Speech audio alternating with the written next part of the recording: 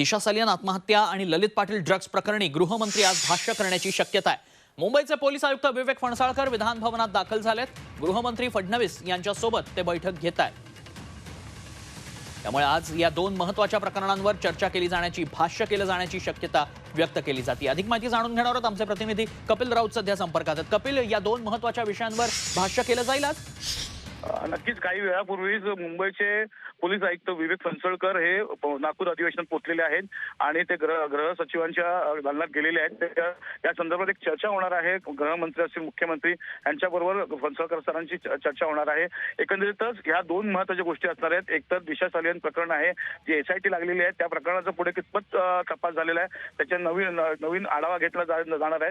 त्याचबरोबर सर्वात महत्त्वाचं म्हणजे ललित ड्रग्ज प्रकरण जे आहे, ललित पाटील ड्रग्ज प्रकरण, जे मुंबई पोलिसांनी पुढे आणलं होतं आणि मुंबईच्या क्राईम ब्रांचने खूप मोठी कारवाई केली होती।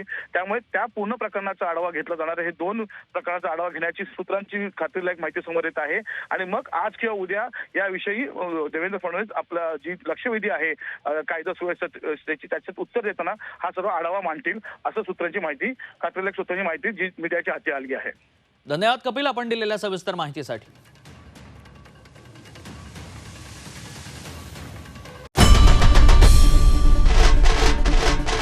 आई भवानीचा गजर म्हणजे झी 24 तास।